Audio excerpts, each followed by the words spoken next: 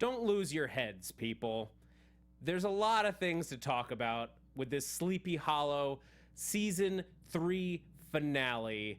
And we're going to talk about all of them, all of your feelings, everything that you want to rant about, maybe rave about, I don't know. But we're going to get into all of it on the AFTERBUZZ TV Sleepy Hollow After Show. Thanks for tuning in.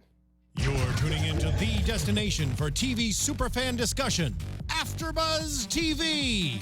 And now, let the buzz begin. Show. It's the end of the show as we know it. All right, guys, thank you for tuning into the AFTERBUZZ TV Sleepy Hollow After Show. I feel fine. I feel fine. I feel like someone took a dump on me. I feel anything but fine. I feel anger. I feel betrayal.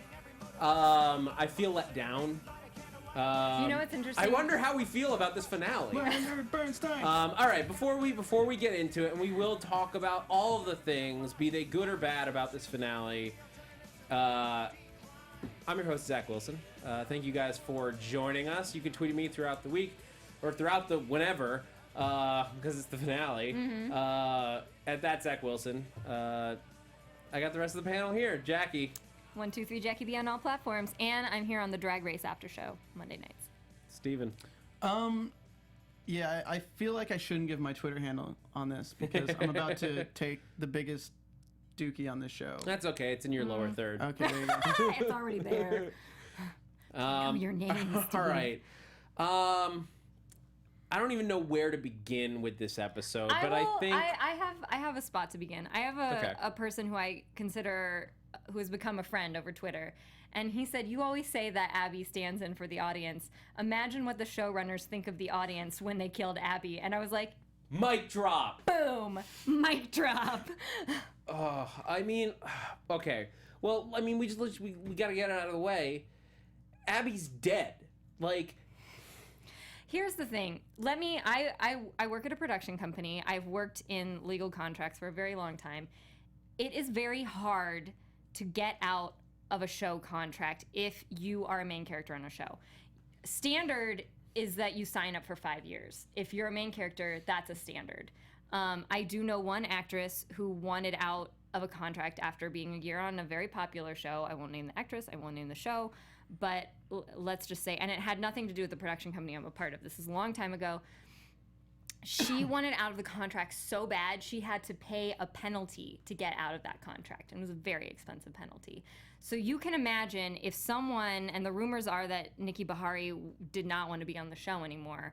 You can imagine with someone like Orlando Jones who didn't want to be on the show, she didn't want to be on the show, and then you killed off another character who it seems very likely that that person did not want to be on the show either, Joe. What are you doing that you're making all these people not want to be on your show? I mean, like, I can only imagine that at least a big part of it is just that the show creatively has been frustrating this season. Yes.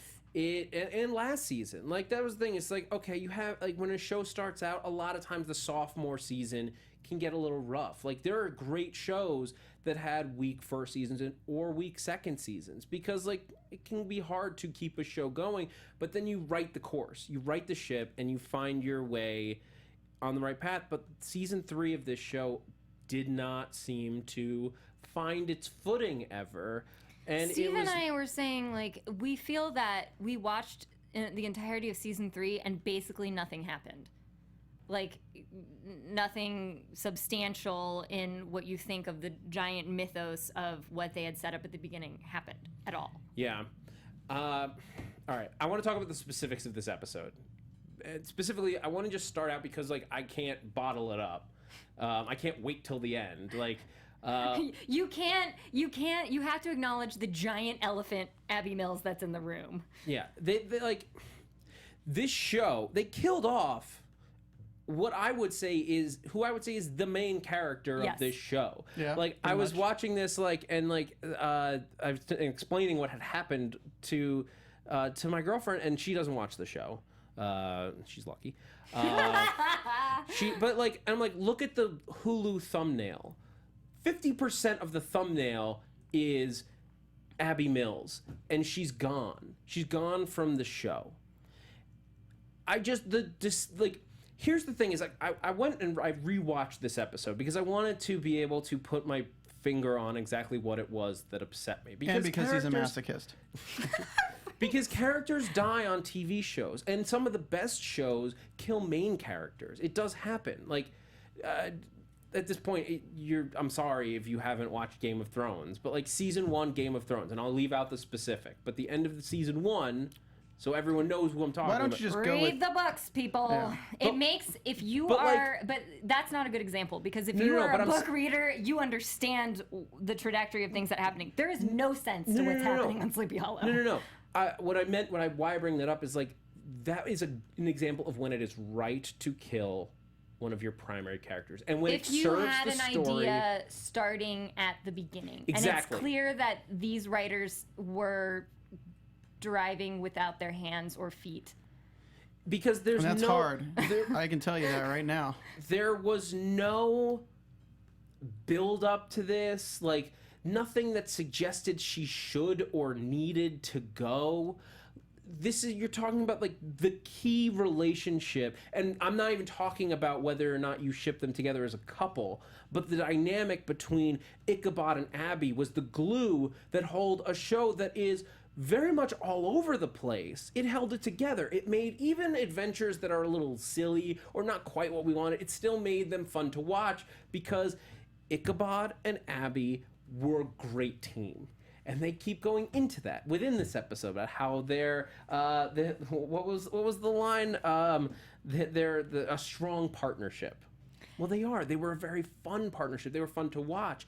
And it seems that the show, whether this was a decision from the actress, from the writers, from the network, whoever made this decision, seems so disconnected from what the fans enjoy about this show. Because I can respect a show creatively wanting to kill a character to either up the ante, make it feel dangerous. Didn't we do that 2 episodes ago? We last week we Sleepy yeah, Hollow last week. constantly kills characters that fans feel that they have connected to, or doesn't bring back characters. Like, so many people like Big Ash. Do we remember Big Ash? And we wanted to explore like the Native American lore that they had set up. Nobody brought that back, but fans are interested in it. You set up these little things that fans are interested in, and you don't bring them up, and instead you bring in things that are not interesting at all. Yeah, but and what I'm saying is, like, I can understand creatively taking a character out, and like even a character that I love. When you remove a character that I love, but it serves the story and it drives other characters into more interesting emotional places, wonderful. Like, it's gonna suck that I don't have that character that I liked, but like if the show is better for it, okay, great. But in this case, they have removed one of the linchpins of what made this show enjoyable. They have removed the character that I tune in for. And I love Ichabod. Ichabod's tons of fun.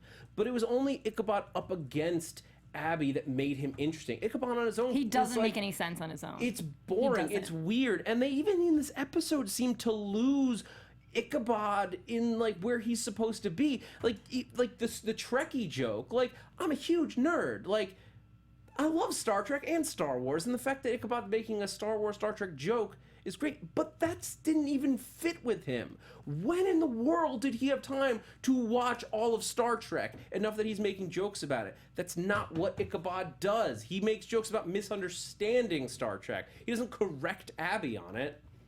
And it was also really insulting to me when they're like, Abby has finished her journey. I'm like, where are you pulling this from?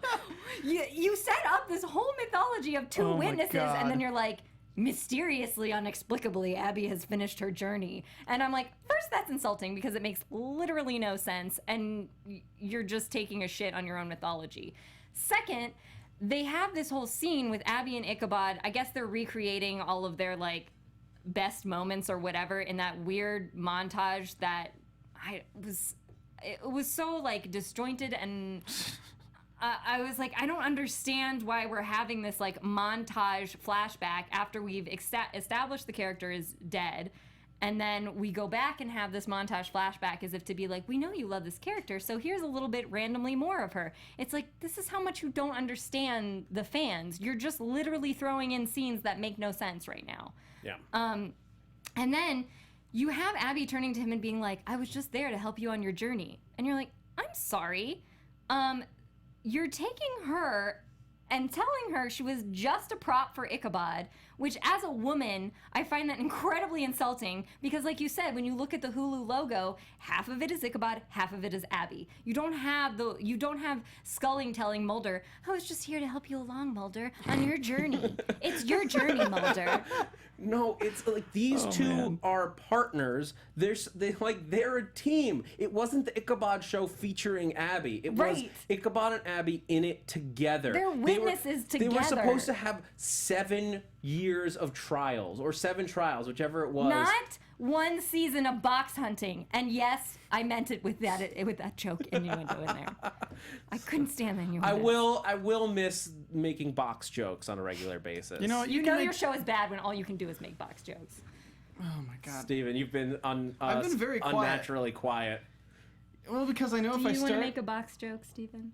No, I just don't even like. I'm not even in the sense of humor. Like, if you really look at it, like, how many episodes have there been? How many episodes were in season 1? Oh, season 1, like 13. Season 1 was, I believe, 13. Okay, yeah. season 2. 18. 18, and then this one, 18. So 13 plus 18 plus 18 is 49. Oh, 49 episodes plus 49 after shows is almost 100 hours of my life that I spent just for them to fucking kill Abby in the last episode. Not even like as an ending that's like crazy suspenseful.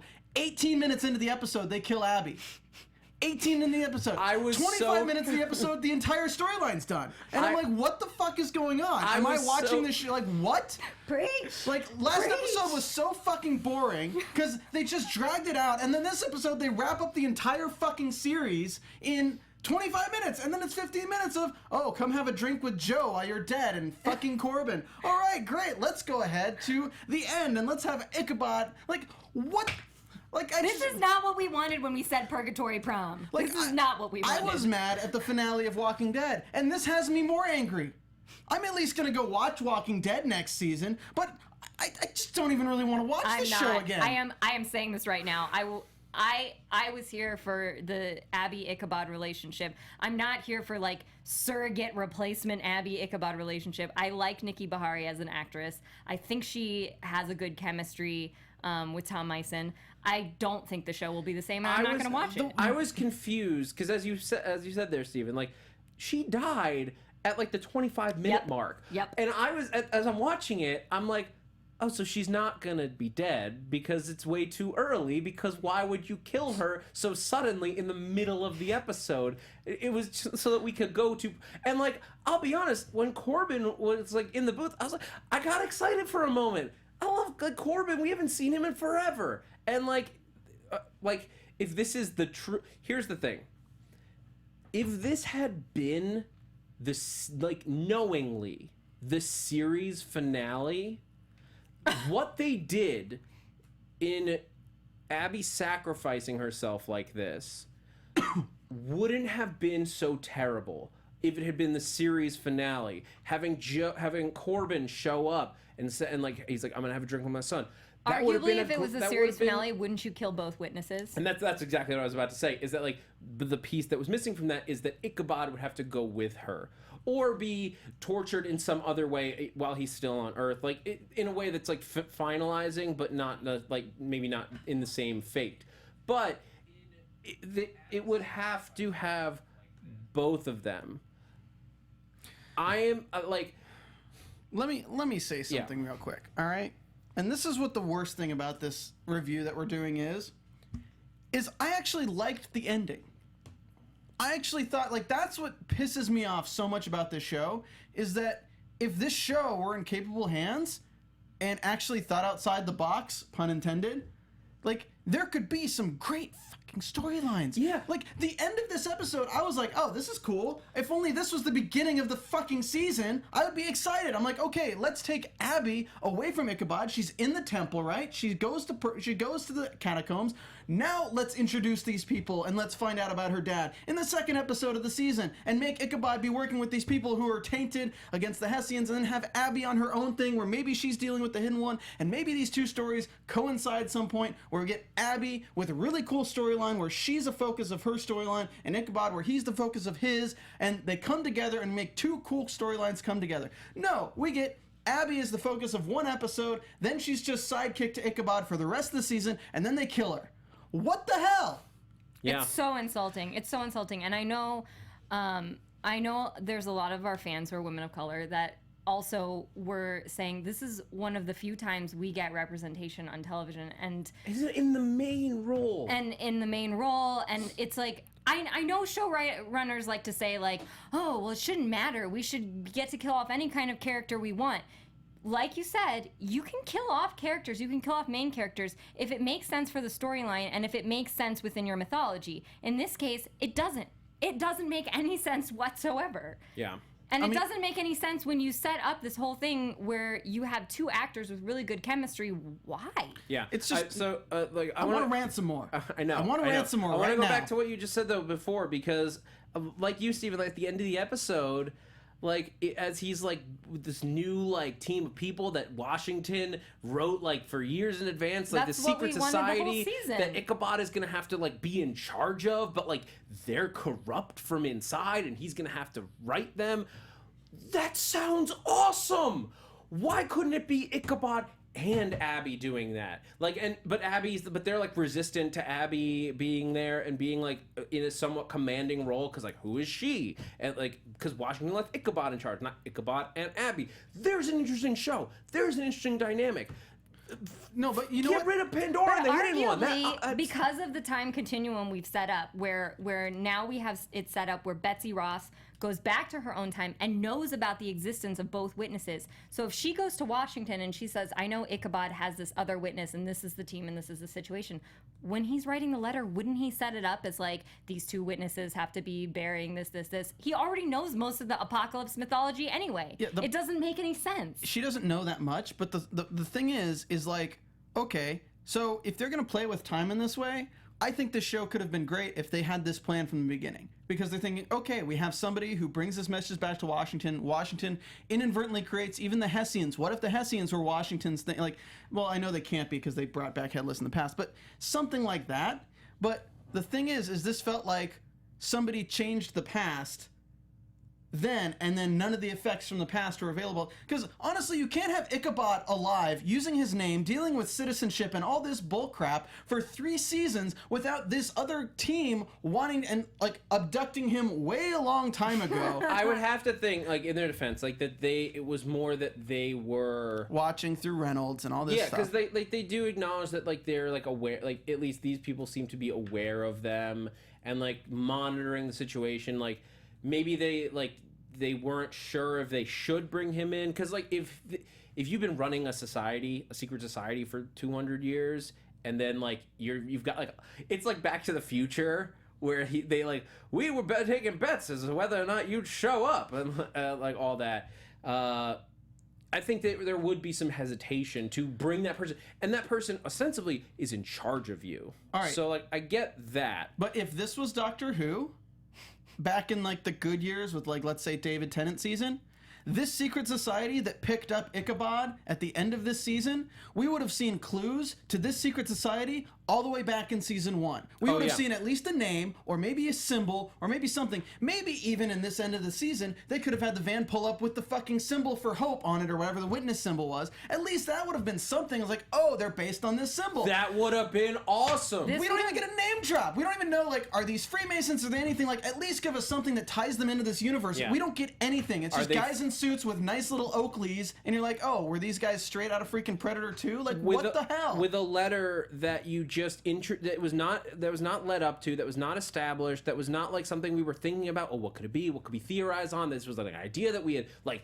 thought of in a spare moment, or like we had loosely an idea. Like, no, they just dropped this letter in from nowhere. It's just like like in writing, a lot of times, like I've referred to it as an and then, because it doesn't have a because of this that happens. It's just and then Abby's dad has a letter from Washington, and when it's just and then, it's because you didn't have a reason for it to be there before. If this was, let's say, the Hessians, there's a reason. There's like I can start to formulate an idea of like what was the string that got us from season 1 where the Hessians were fighting against us into this thing where they're like now Ichabod's in charge of them. I'm not saying that's the right way to do it, but that would at least give some tangential connection to the world that we have built 3 years establishing. You're not even realizing the biggest freaking hole in this thing. Washington would not have been the person to make this group. There were fucking tablets that said shit about the witnesses dating back 2,000 years before America. There would have already been a group. Why is Washington the man who makes the fucking group about the witnesses? Well, everyone knows about the witnesses already. There should already be a group.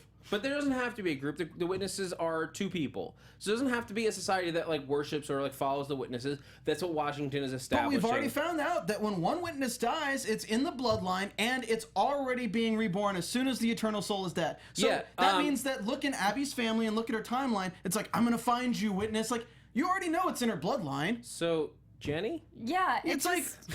It's so dumb. Like, hey, found you, Jenny. So basically, what they're establishing when they're like, when they just steal from Buffy and they are just like, hey, I was basically when like, one dies, you said it, I didn't, but I was like, this is Doctor Who and Buffy, and you're just stealing from both. like when one dies, another is activated.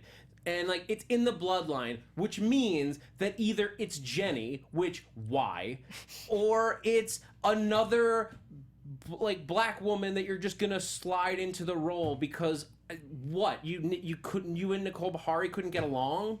Like, why would you kill a character that we love to replace her with? Because you're establishing that they are related, it means you're gonna find somebody who is probably very similar to this character, because I don't give the writers, I'm sorry, at this point I don't give the writers enough credit to come up with a completely new character that we are going to love for being different than Abby. And the problem is you've already established that you've had enough actors on your show feel not happy. So I mean, there was a tweet where Nicole Beharie tweeted at Sleepy Hollow Fox. This was a week ago, saying like, "Hey, don't I deserve a follow?" Maybe it was a month ago. Oh, I saw that. Yeah, and it's like, and somebody said, "Oh, people drop off all the time of followers," and I'm like, "Is that a thing? I don't think that's a thing." I mean, I'm willing to, like, look, the show doesn't like directly. Generally, TV shows like the staff doesn't run the official Twitter of that. Like, that's like an oversight from. It doesn't even matter. Whoever your PR person should know better. Yeah, yes. I read that article and it had the whole thing about they didn't ask her for the commentary, they didn't follow her on Twitter, they didn't really support her, they didn't drive. Like, the biggest thing, like, I agree with was that Orlando Jones, like, he was the only one communicating with fans from the cast, and now he's... And then they treated him like crap. They gave him, like, 2 lines in an entire season. You know what the funniest thing is from our interview with Orlando was when he, like, teased that Corbin could return, and maybe he was just teasing this finale. Maybe he just had so much insight, and they kicked him off the show. But this is the other thing, is that, like, okay, so we've ranted about that, and not that we have to stop, but, like, the other story in this episode that we also have that also makes no sense. Like, let's Pandora. We're talking about Pandora now. Let me do my Pandora rant, because I'm probably going to say everything that you guys want to. Okay. All right, great. Hey, so, I want to all say right, it. great. So Pandora, she gets her box back. She works with the witnesses. They help her get revenge on her loved one, and then she decides, all right, let me turn on you. But instead of like tricking you and just saying, okay, it's going to kill that witness, and you know it's going to take the eternal soul to bring the box back. Yeah, I tricked you, but you know what? It saved the world, so you know we're even, right? No. She says, I can bring her back, but I won't. Why the fuck are you making an enemy out of the person who just killed the person who had your that you just got the powers from? The person that was the hidden one was supposed to be this invincible god that could not be killed. You're talking to the 2 people who managed to figure out how to kill him, how to kill the unkillable person, all you've done is take the unkillable person's power, and you're gonna immediately challenge the people who killed him, who successfully stopped multiple apocalypses. You know what would have been so cool? The argument is that she needed a witness soul to activate the box. Okay, even if you set up that mythology, how the fuck did Headless get out of the box? How? Do we remember the scene where Headless got out of the box? I remember. He was so. Ichabod, like, he had the I'm the sorry, head, just because you have the Kingdom of the Crystal Skull with you does not mean Headless is automatically out of the box. It was in a fridge, so it survived. Well, I mean, I will say, I am confused about on like two fronts. How did they get the head back? Because wasn't it on the Kindred? They got it back after he got blown up. Did presumably. we see them get it back? No, of course not. Because like It's the Sleepy last Hollow. Why would it make time we sense? saw Frankenstein and thus the head of Abraham was when they blew him up. So I can accept that the head survived. Why didn't you show us that several episodes ago to at least give a hint that this was possible? I didn't need the head to survive. Like but that's what happened. I know. Okay, so. Well, but you see it fully intact, rolling away. Jackie and I are having a moment of just like, I know, I completely agree with you, but I'm saying, like, we did technically see it completely intact, rolling away from that scene. Let me just go ahead and rewrite the second half of this season for you guys. Okay. Pandora, right? They do the whole thing where they activate the box and they're about to switch it out and it needs the body of the witness. We find out that Betsy is actually the woman witness from that time, so Betsy's soul gets taken instead of Abby's. Ichabod's mad because he did love Betsy, and then he's mad at Pandora after they kill the hidden one, and he's like, why couldn't you need to save Betsy back? So it makes sense that he'll be a little bit angry, but he's not going to get so angry if she says, no, she's dead, there's nothing I can do. We see the scene where Pandora is in the church raising some disciples, and instead of everyone running away, they start worshiping, and we realize that she's in a secret Hessian meeting, and she's going to be the one controlling the Hessians from here on out as a god on Earth who can actually do stuff against the witnesses, which would be fun. And then you have Ichabod and Abby get drafted into this government procedure because technically there was no two witnesses alive at the same time because Betsy was the witness from the past and Abby is the witness from now. And then because Betsy was a witness, she got eaten by the box. You know, that makes sense to you guys? Yes. Great. Then we get season 3 where Ichabod and Abby are working with the government and the secret Washington organization, and Pandora is working with the Hessians, right? And can somebody you just also make have a meme where Stephen Lemieux loves the Hessians? you also have the Headless Horseman survived. So now they've resurrected the Headless Horseman to go against Pandora, but their plans are foiled because the Hessians are Pandora's side. So now you have 3 factions. You have Ichabod and Abby working with the government. You have Pandora with her church of cult believers because she can show these powers. People will automatically believe in her, and she will be a god on Earth, raising her followers. And you have the Headless Horseman trying to make the apocalypse happen. You have 3 different things, so many different storylines you can play with, and you don't kill your fucking characters. Yep. I love all of that. The only thing I want to add to it is that the Headless Horseman, as we get into, as like our first thing into season 4, is he's got 3 buddies with him to pay off the reason I started watching this show, which was the Headless Horseman leading the Horsemen of the Apocalypse that I never got. Here you go, Zach. There's so many things we never got. Here, let's play Writer's Room for a second. Zach says a great idea, and I say, ooh, I like that. How about when the Headless Horseman comes and they set her against Pandora, he slashes the box, it cracks open, and we get the other Horsemen of the Apocalypse coming out, and they all run off to create havoc. I mean, it writes its fucking self, so why do you need kindergartners trying to make a storyline and then killing off the main character? They don't also explain how... We don't explain how the mythology of all of a sudden Ichabod can command the horseman with the head. We don't explain how the horseman has the power to kill a god, which apparently he does. And this scene kills me because you hear hack, hack, hack, hack, and you're like, oh, she's done. She's done for. That she's was in pretty pieces. badass and funny, then though. you shoot onto I wish she was her, Katrina. and she has like one bloody hand, and she's like, I'm dying with my bloody hand. I was like, didn't he just hack you to pieces? How can he hack you to pieces? You're a god. I don't understand. They managed to make it like, look, when Headless showed up, like if they hadn't like just spoiled it for us a week ago, I would have lost my shit in the best way. I love that the Headless came back, at least for a moment. At least we got to see him again for a second. Nonsensically. And like, again, when he's on screen, I'm just like, yes, this is what I want to see. Headless Horseman versus Pandora. If you had told me I was getting that in season 1, I'd been like, that must be an awesome episode. You know what I didn't want to see was him taking the skull and not putting it on his head, holding it in his hand and singing fucking "To die, to sleep, no more." Like, what the fuck? Put it on your head. Why was he I was confused why he was holding it. Why did it glow? Why did it turn into some glowing flashlight? I do think that's a reference to the cartoon when he holds the lantern. No, in the cartoon when he holds the pumpkin head as he's running. Yeah, but that's because he can't put it onto his spinal column. It's his fucking skull. Put it on. But like, it's also like he's pointing it like he needs it to see. But Headless has never not been able to see before. He has a shotgun that he mercilessly killed people with, and that's so cool. Like him doing it one-handed in this. Like, this is the Headless we wanted. Like, he's got the bullets around him while he's got this quadruple axe. I'm like watching this graveyard fight, and like as they throw the gravestones and stuff, I'm just like, I bet the writers are watching this and being like, yeah, we're so good. There was this nothing is so awesome. apocalyptic-y about that apocalypse. I'm like, this is the most wah-wah apocalypse I've ever seen. Yeah. You want to see something apocalyptic? Go watch the White Walker fight from Game of Thrones last season. Oh my god, yeah, like you want to see that? That's what should be happening here. Because it's scary. Like, I feel like we're in danger during that fight. Guys, you want to know we're not in danger at any point during this episode. The worst thing is we're doing a danger of falling asleep. We're doing a show for fans of a TV show. We have 161 people watching right now, and 16 thumbs up and 0 thumbs down, when all we've been doing is shitting on the season finale. That's a problem. That's a problem. When people who are fans of a show are watching a review that's supposed to be positive, and all we can do is shit on it, and nobody is mad at us.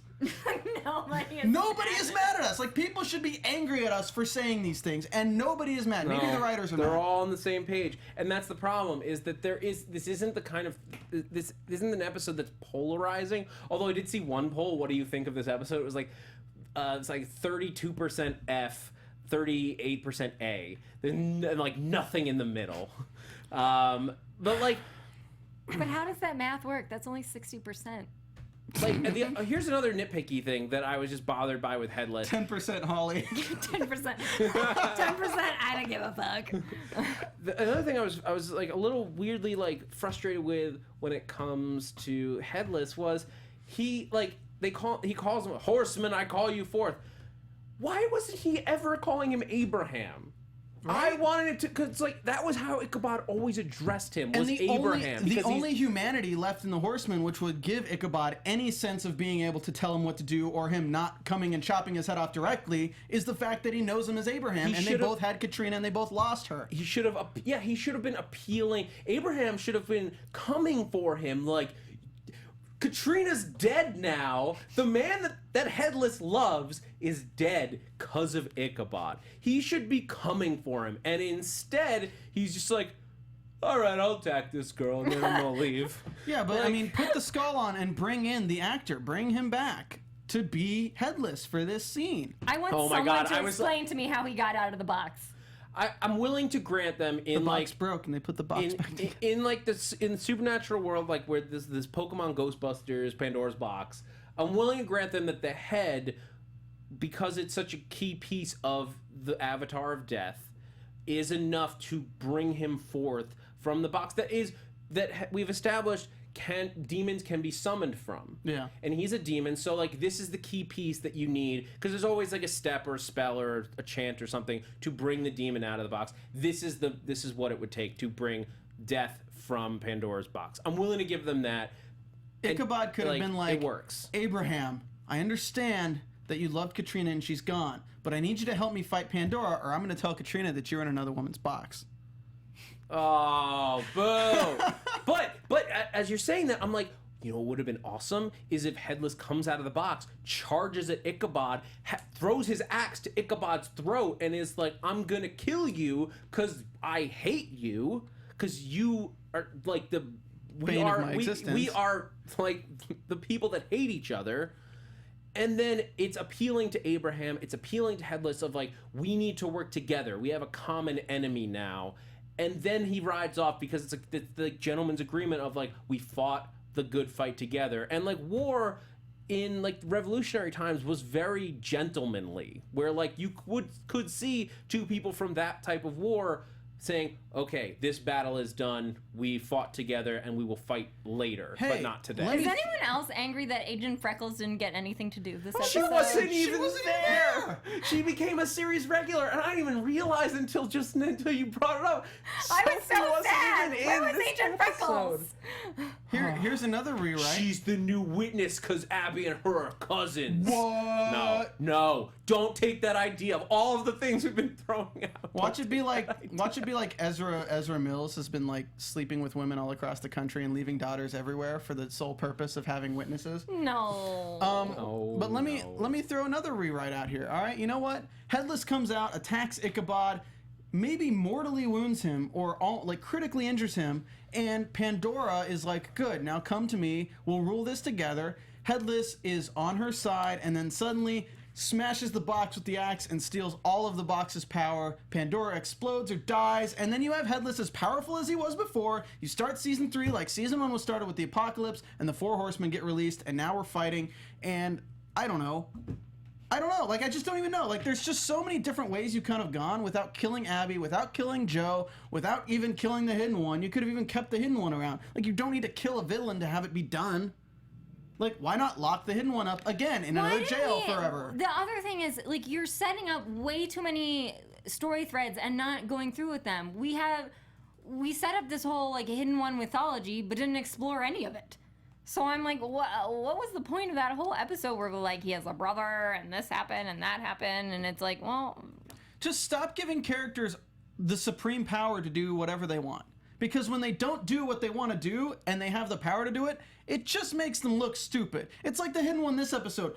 I have decided, instead of killing the world, I will do it in steps. First, I will make the rivers flow with blood. Then I will make the corn black. People don't like black corn. And then I'm gonna go ahead to Paris and tear down the Eiffel Tower. That will show those French. Then let's go and kill the Louvre. Then I'm gonna go ahead and kill Stan Lee. Because why not? Because instead of destroying the world, I'm gonna deal with the witnesses last. And then I'm just gonna let them destroy me before anything happens that could show that I'm actually a bad guy. I don't know why I've adopted this accent, but it's way better than Holly. Thanks, Dr. Evil. Well... I mean, I told Marissa that we might need extra time if we have anything else to cover. Speaking of accents... Oh my god, don't.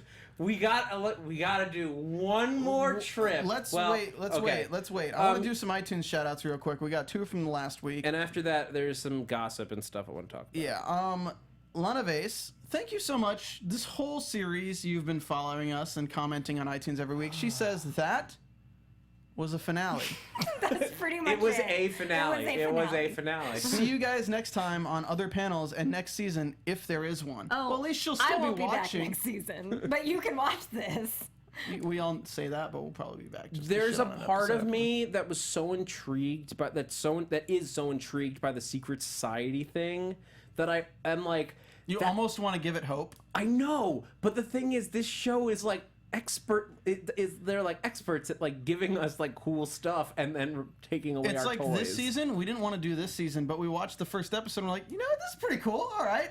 And now we're 18 episodes later and angry. But I'm done. Kiwi627 says, farewell. As Abby died, so did my already tepid feelings for Sleepy Hollow. I have listened to every episode of this after show. You guys were funny, insightful, and creative with your own wishes for the show. I wanted to say thanks for the great reviews before I unsubscribe. I'll miss you guys and Sleepington Abbey with guest star Holly. Oh boy. And now, we're guys, planning on doing other shows. Since I said what I said, we have 48 likes and 0 dislikes while doing a review for fans of this show. If you don't like this finale, like our after show. Right? I mean, that's the thing. Is like everyone, like I've gotten like the fans that watch our show. They're like wonderful. you guys are amazing, and so I wonderful. hope that you take our anger for what it is, and it's like you guys have been so supportive and like tweeting us like. How much, like, even as you're frustrated with the show, you continue to watch the show that you're not enjoying because you like our commentary on it, and there's no higher compliment that you could possibly pay us. And I don't have time to thank everybody, but everyone that has written in, if you like, thank you so much for your support. Before we do Sleepington and officially sign out, there was an interview that I read with the showrunner. and it's just more fuel to like our fire because like I read that interview and I was like, I want to come through the page and punch you in your mouth. Like, you know what would be even worse than killing Abby off? Bringing Nicole Beharie back as a different fucking character, because that's what he implied that they might do. What? So insulting. Wait, bringing the actress so back as a insulting. different character? Yeah. Like, there's always room to bring her back. Exactly. That's It's exactly okay. what They he all said. look alike anyway. Like, what are you fucking thinking? He's saying, like, basically, it's a standard trope. Like, other shows do it, and other shows have done it well. When you kill a character, but you still utilize that actor or actress. Grimm is doing it right now, but they did it in a way where, one, it wasn't the main character, so we weren't, and like main of two, they have a whole ensemble on that show. And it when they did bring her back, it didn't feel cheap or like weird. It was like a little surprising, but like, all right, this is a different person. I get it, but you like so beat it in that she's dead and gone. To bring her back in anything more, and even like in any way is frustrating. But anything more than like Ichabod, like having like a weird like dream, no. That's like, why would you kill her off then? Also, what the fuck's with Abby being so okay with her dad being involved in all this shit now? I think she was okay with him before. I think she No, was... I know, but like... Because it's a reasonable... The It's a fact that reasonable he had reason. to leave because of supernatural stuff is something that Abby and Jenny at this point can so deeply understand because of what they've been through. But we that didn't I even think get a they're- line that he understood it all. Exactly. And there's like, but I understand like just like from a character standpoint, like why they would be more forgiving, knowing that like there was a supernatural reason that he had to leave. Because and even if they still have to deal with that later, and they also don't have time to like emotionally deal with that, they're willing to give him the benefit of the doubt for a moment because gods and monsters causing you to leave is an excuse is a much better excuse than I just didn't love you guys anymore, which is what they've been thinking all of these years. To know there's an actual reason, I think, is actually probably very comforting. Yeah. All right. Deep breath. There's a lot that's scandalous? That's scandalous So on much these is episodes. scandalous. So I think we need to take a trip to Sleepington Abbey for one last time. I hear that the showrunner took the script and decided to use it as a porta potty for the last 3 weeks of the season, leading up to the finale. Most It was scandalous. most scandalous indeed. What a horrible man. I heard that Miss Abby Mills did depart this earth, but not of her own free will, but because she felt like no one was giving a fuck about what she was doing anymore. I give zero fucks about this show anymore. And it's most scandalous indeed. Most Scandalous. scandalous. I hear that there are people who think that the show will get a 4th season. I Most think that is scandalous. most scandalous indeed.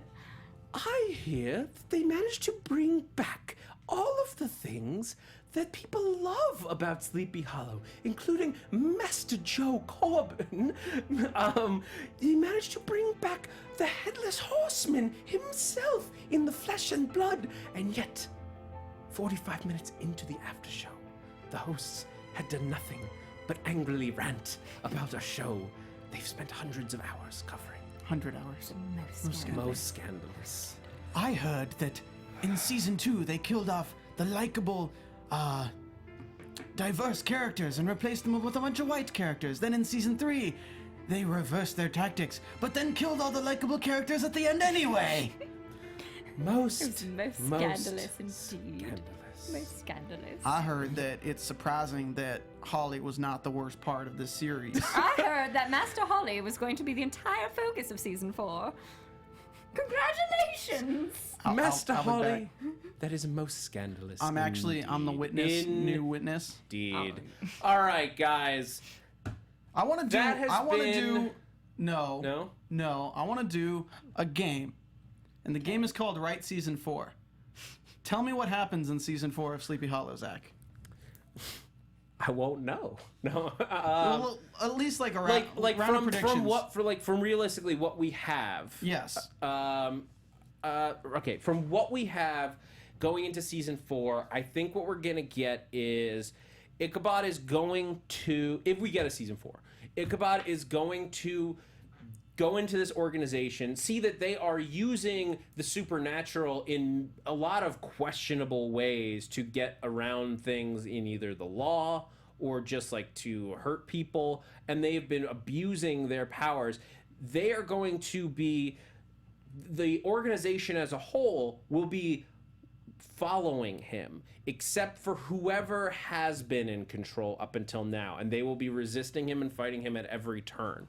This what is going to happen while Ichabod secretly, not with the organization, but secretly is out looking for this new witness, fighting monsters along the way, and I can't imagine he wastes more than an episode or two finding them, and then it's like, oh, well, we don't quite get along. You're not as good as Abby, blah, blah, blah, blah, blah. And then eventually they're like, actually, you are good. Let's fight together. And then, I don't know. All right.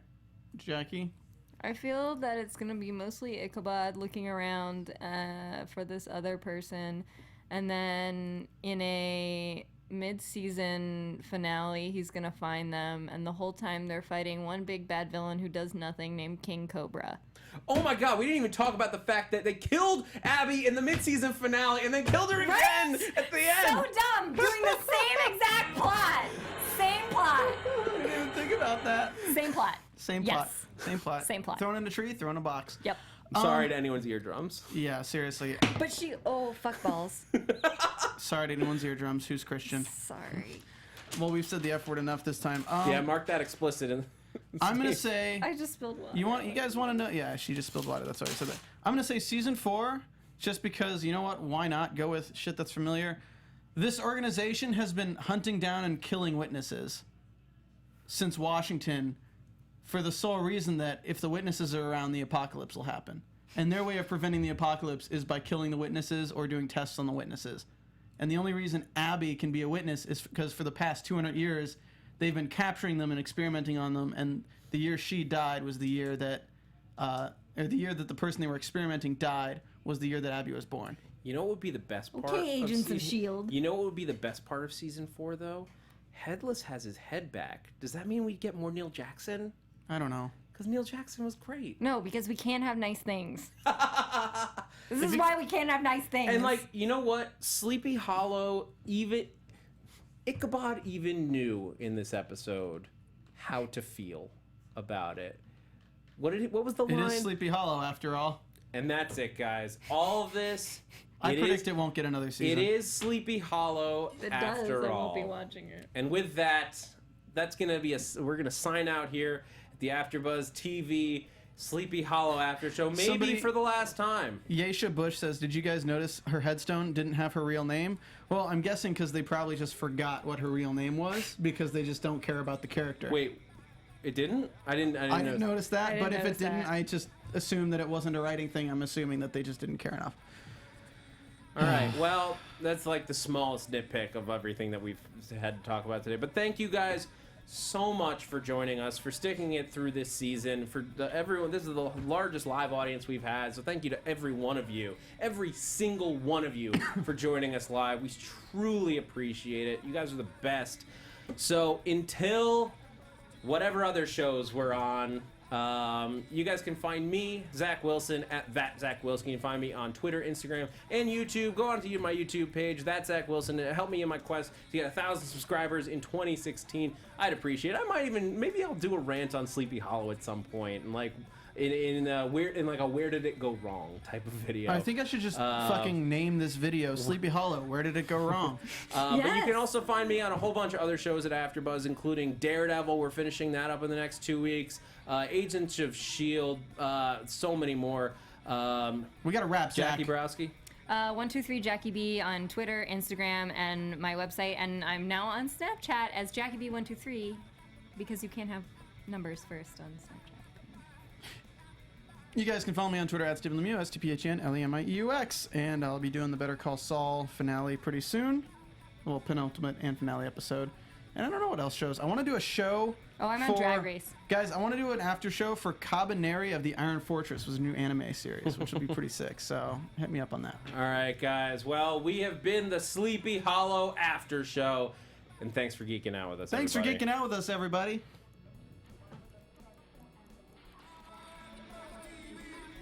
From executive producers Maria Menounos, Kevin Undergaro, Phil Svitek, and the entire AfterBuzz TV staff, we would like to thank you for listening to the AfterBuzz TV network.